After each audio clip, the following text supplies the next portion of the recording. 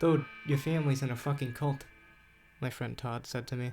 It took me by surprise, and I tried to pause my game, then realized it was online and I couldn't. My character died a moment later. I was so stunned by what he said I was no longer paying attention. What are you talking about? I asked him, passing him the game controller. We were playing a battle royale game and he was terrible at it, so I knew he would die and it would be my turn again soon. It was late at night and we were sitting in my basement on old couches. A spring poked into my back and foam material poked out of holes in the coffee-stained armrests. My parents were asleep upstairs, so I really wasn't worried about them overhearing. Still, I kept my voice down. You didn't think there was anything weird about that church service today? He asked, tapping the controller against his knee. He sat up straight and held the controller more tightly, focused on lasting more than 2 minutes in the game this time. Land on the outskirts, I said. You're gonna die immediately if you try to land in one of the popular spots. He waited for a while before dropping into the game, and I thought he might do a bit better this time. That church pastor, man, he's fucking weird. And what were they saying about a 30-day fast? Won't they die if none of them eat for 30 days? Your mom and dad are really gonna do that? Todd had been forced to accompany us to church, since that was the condition of the sleepover. I had moved to Brantville with my family a couple years before, and Todd was my best friend from my old hometown. He came over once in a while, but less and less frequently these days. As much as I promised myself I wouldn't let it happen, I was losing touch with my old friends. I was hanging out with people I had met at school a lot more lately. It had taken me a full 2 years to finally make some friends. I know, that's a long time. Tell me about it. My other friends from Lancaster hardly spoke to me anymore.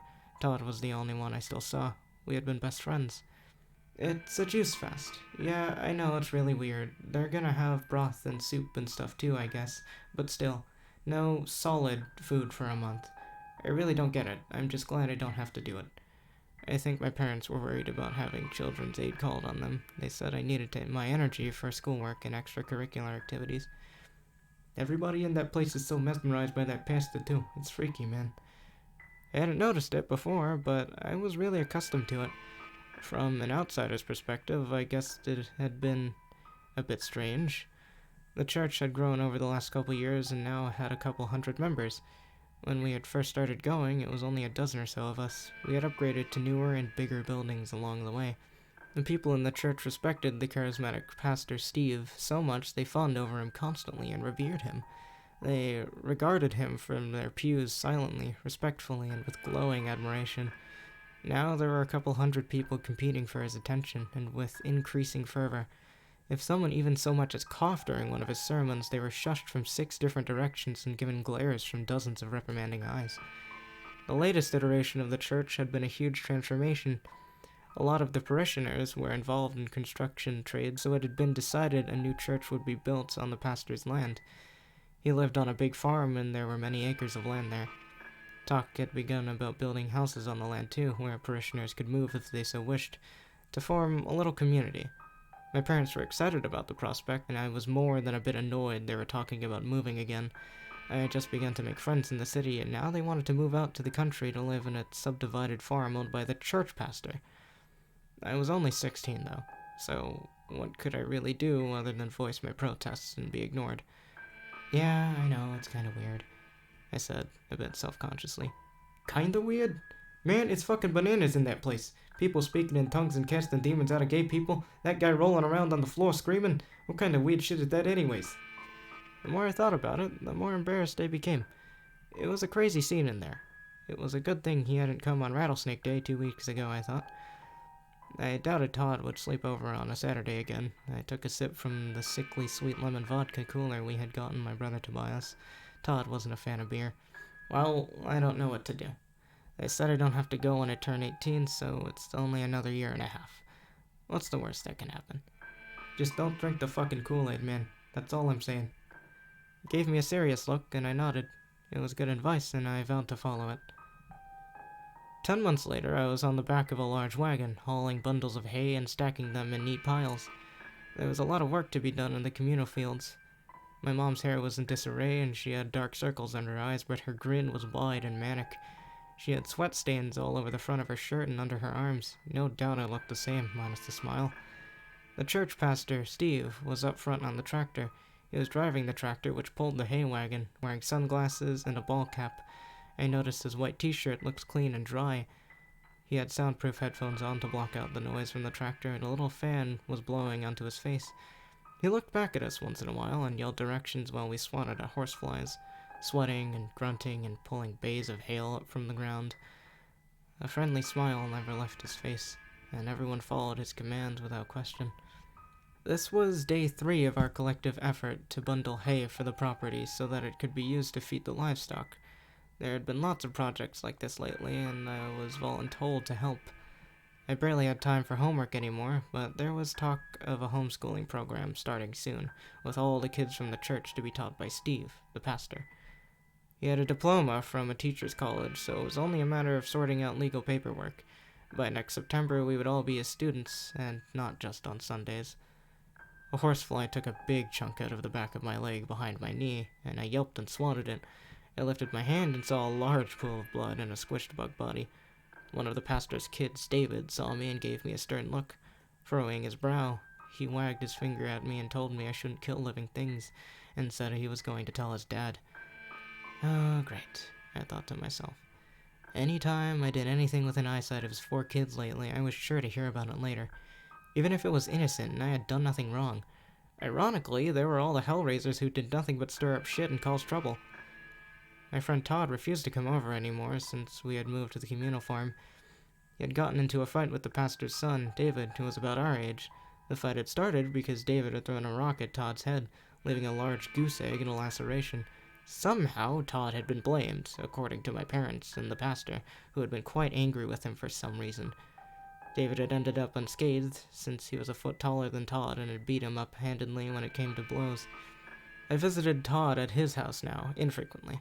My parents refused to drive me there, so it was tough to find a way over. Most days I ended up stranded on the communal farm, and as such was forced to help with the never-ending labor. Our house was still being built, so we lived in a large building with several other families and absolutely no privacy. It was a teenager's worst nightmare. The wagon was full, and I was told to stay behind and wait for them to come back. My brother and I stayed behind and were told to get things ready for the next wagon load. Basically, that meant we would be standing around doing nothing, since the hay bales were already tied up and ready to go. I looked at my brother Richard with a confused expression. He was a year older, so was almost free of this insanity. He said he was going to move out of the commune on his 18th birthday. We watched the wagon drive off and sat around for a while, complaining and swatting at flies and mosquitoes. We were both drenched in sweat and couldn't wait to be finished for the day. We usually worked until dinner, but today had gone back out afterwards to work until the sun went down. The expectations on us seemed to be getting greater and greater every day. It was only time for one more wagon load, I realized. The sun would be setting soon, the bugs were becoming more ferocious, and I wished I had brought a bottle of bug spray. What the hell is that? My brother jumped backwards, and I saw his eyes were wide and terrified. He was pointing into the woods. I followed his gaze and looked where he was pointing. I saw what looked to be a wolf, sitting in the shadows off the edge of the field. It's a wolf, I think, I said, my voice trembling. I saw movement to the right and looked to see bushes swaying back from being disturbed as if something had just gone past them. I looked around, suddenly terrified. There's more of them, my brother said in a whisper. I saw them now, too. There were a few more of them, dotted around us at all odd angles, like a hunting party. But wolves don't usually hunt people, do they? I thought. Something was strange about the wolves, too. I looked closer, but it was hard to see in the gathering darkness. It was their bodies that didn't look right. The fur was wrong, patchy, and ill-fitting. I realized with alarm that these were not wolves. These were people in wolf clothing. The wolf faces were actually masks. I whispered this to Richard, and he nodded his head, saying he had just noticed the same thing. I said we should run. He agreed. We got up from where we stood and bolted back towards the road. We took a logical shortcut through a patch of trees by the road, and that was our mistake. They had predicted it. I felt the world turn sickeningly upside down, and it took me a moment to realize I was ensnared in a trap. Everything was spinning, and I saw I was hanging in a cargo net that swung from a high branch on a tall tree. It was like a trap from an episode of Scooby-Doo. How embarrassing. I saw that Richard had gotten past the trap somehow and was running back towards the commune. Hopefully he can get back there and call the police, I thought. I screamed after him, telling him to get help. He looked back over his shoulder and kept running, a terrified look on his face. Panic turned to dread when I saw him fall through the facade of leaves covering the pit. He disappeared from view, and I heard him howling in pain a moment later. They had set up 2 traps for us, it seemed. Maybe more. See, Jason, this is why you need to remember not to be a sheep. The familiar voice of Steve, the pastor, called up to me. He lifted up his wolf mask just for a second, revealing his always present smile. Then he replaced the mask. His sermon last week had been all about not following bad examples set by people. Even if we respected those people, Richard and I had looked at each other, giggling in our pews.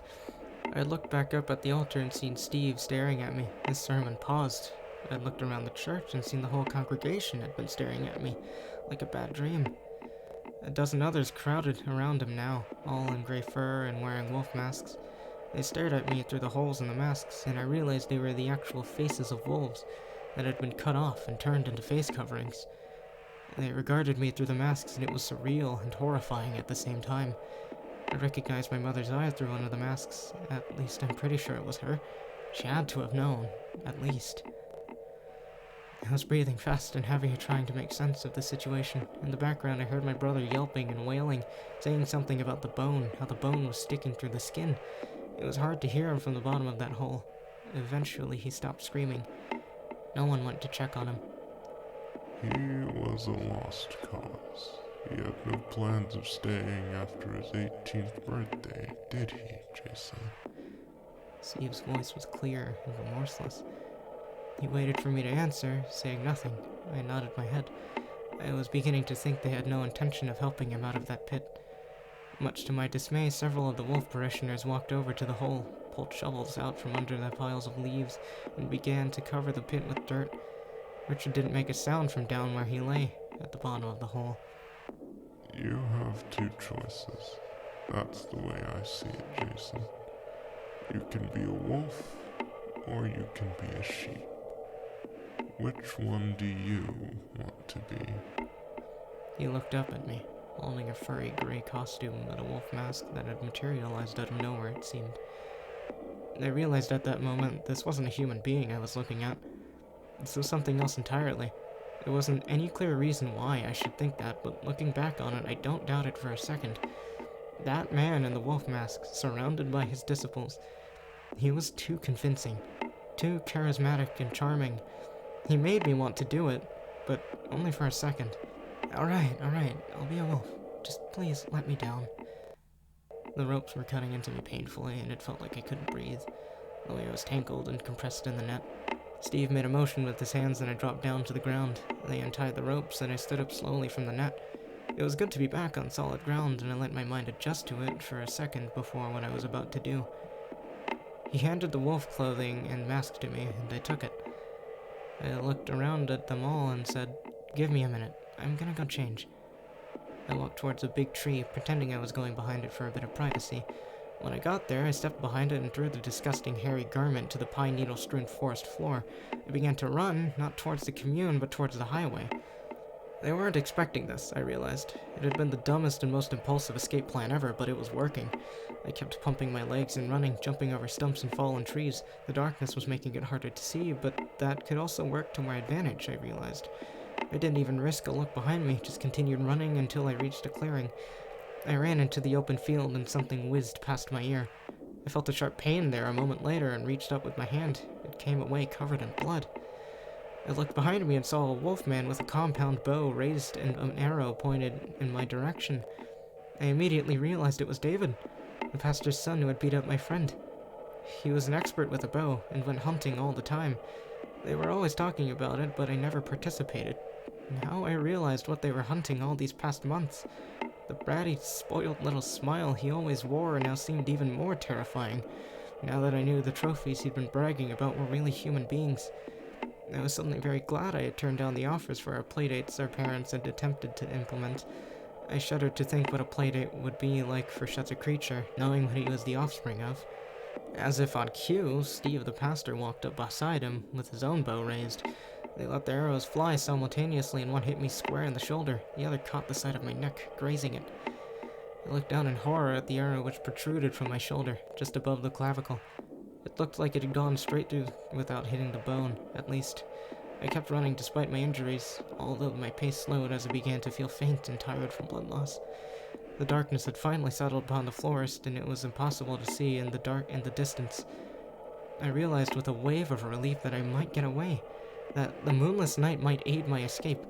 I tried not to get too excited as I felt the blood squishing in my shoes like I had been walking through puddles on a rainy day. It dawned on me that no one would want to pick up a blood-soaked man standing at the side of the road with his thumb up held out trying to look harmless. If I ran out into the road and waved my arms, that would be probably a safer bet. The highway came into view suddenly as I came out of a thick patch of shrubbery. A pair of headlights came over a rise in the distance, and I saw them coming towards me. I ran in that direction, my heart hammering and my chest full of fear and hope and adrenaline. When the car was close enough, I ran out into the road and began to wave my bloody arms around, screaming. I don't even know what I was yelling, but they stopped. A pretty girl with glasses and black hair rolled down her window. She appeared to be my age, and her face was unbelieving and full of shock. I jabbered and rambled and begged her to let me in. I pleaded with her, telling her they were hunting me, that they'd killed my brother. I heard the sound of the automatic doors unlocking, and she told me to get in. I ran around to the other side and opened the car door. I closed it behind me as I sat down and put on my seatbelt. Someone was saying, "Drive, drive, drive," and I realized it was me. Her tires spun, and I heard gravel flying as she hit the gas, and we drove far away from there.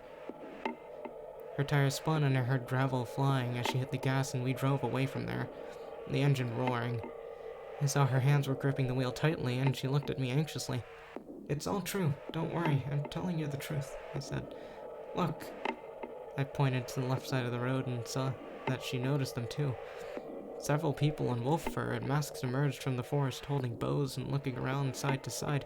She noted them without saying a word and continued driving in the direction of the driveway to the commune. Not towards the city. Not towards safety. I pointed this out to her. "I know," she said, and looked at me, smiling a wolfish grin. "I'm very well aware."